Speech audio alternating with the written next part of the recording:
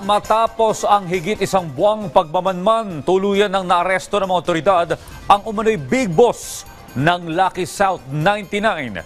Posibleng nagparetoke pa umano ang suspect para hindi makilala ng mga otoridad. Si Denise Osorio sa detalye live. Denise?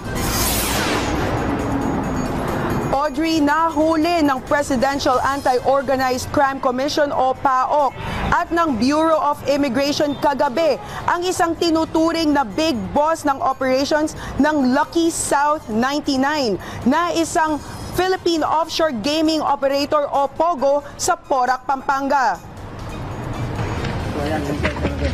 Naging maaksyon ang pag-aresto kay Liudong o kilala rin bilang Lin Xunhan sa Binyan, Laguna. Palabasan na siya ng bahay at papunta sa isang party. Sinubukan pa niyang hindi makipag-cooperate pero hindi siya umubra matapos padapain ng otoridad. Mabilis siyang dinakip at binasahan ng kanyang Miranda rights. Isang buwan din siyang minanmanan ng PAOK bago siya natimbog. Arestado rin ang 12 pang foreign nationals at 9 ng mga Pilipino na kasamahan ni Liudong. Ayon sa PAOK, mga driver at bodyguard ang mga kasamang Pilipino.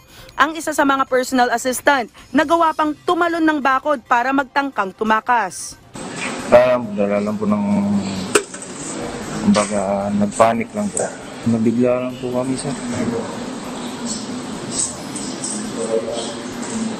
Hindi po namin alam na ganun yung mga problema. Nabigla rin kami. Kinumpirma ng personal assistant na boss niya si Liudong. Dagdag pa niya, nalabas-masok sa bansa ang kanyang amo na kababalik lang mula Thailand. Idiniin naman ni Liudong na hindi siya sangkot sa kahit na anong illegal activities. Tanging pag-aari niya lang daw ay ang 2 Chinese barbecue restaurant sa Laguna.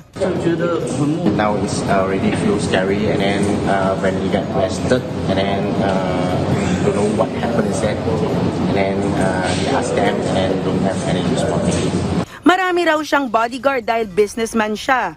Giit pa niya na legal ang kanyang pamamalagi dito sa Pilipinas. Pero binaliwala ito ng PAOK. May record daw na umalis ng bansa si Liudong pero hindi siya talaga umalis. Dagdag pa ng PAOK, posibleng pinaretoke ang mukha ng akusado para hindi makilala. Ayon mismo kay Liudong, siya ay isa lamang 35-year-old na taga Fuzhou, Fujian, China.